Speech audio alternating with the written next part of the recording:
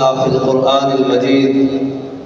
يا أيها الذين آمنوا إن تنصروا الله ينصركم ويثبت أقدامكم. صدق الله العظيم وصدق رسوله النبي الكريم الأمين.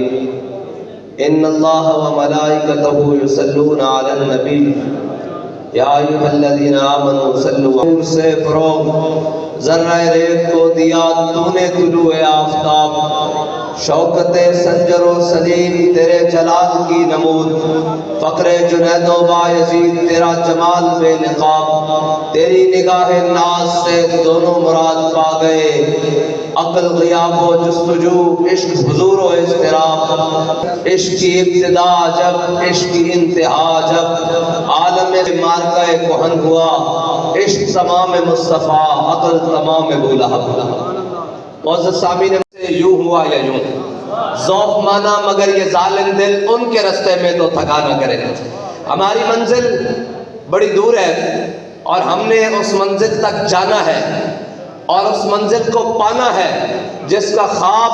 ہمارے بڑوں نے دیکھا تھا کہ ایک علیحدہ ریاست ہوگی، اس ریاست کے اندر اسلام کا نظام ہوگا اور ہم اپنے تشخص کے ساتھ وہاں جئیں گے اور اپنا نظام چلائیں گے اور پوری دنیا کو یہ باور کرائیں گے کہ ہم ہیں وہ محمد عربی کے غلام جو دنیا کی امامت کرنا بھی جانتے ہیں، دنیا کو امن دینا بھی جانتے ہیں، دنیا کو عزت دینا بھی جانتے ہیں اور تمام اقوام عالم کو اکٹھا رکھنا بھی جانتے ہیں. اور ہماری منزل بہت بڑی ہے اور آج ہم تقسیم در تقسیم ہوتے ہوئے کوئی صوبائی، کوئی لسانیت میں، کوئی قومیت میں، کوئی رنگ میں، کوئی نسل میں، کوئی مذہب میں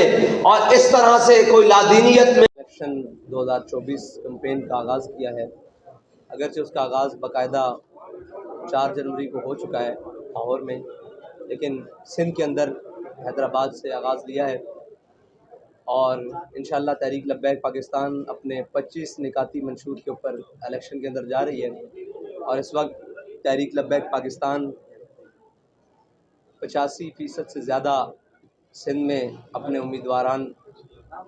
تمام سیٹوں پر متعارف کرا چکی ہے، جن نے بھرپور انتخابی منشور کے ساتھ اور اپنی بھرپور سیاسی اور سماجی قوت کے ساتھ الیکشن میں تحریک لبیک پاکستان حصہ لینے جا رہی ہے. اس وقت پہلا چیلنج تو ہے سیاسی عدم استحکام. پر ایریاز میں جو اس وقت دہشت گردی کی لہر ہے اور جو امن و امان کی صورتحال ہے، لا اینڈ آرڈر کی، وہ پاکستان کا معیشتی چیلنج ہے جس کا خسارہ دن بدن بڑھتا جا رہا ہے اور پاکستانی قوم کو اس وقت دو وقت کی روٹی کھانے کے لیے بھی میسر نہیں ہے اور وہ بھی مشکل کر دی گئی ہے ان ہمارے تمام نااہل حکمرانوں کی پالیسیز کی وجہ سے اور تمام ان عیاش اور شاخرش لوگوں کی وجہ سے جنہوں نے ہمیشہ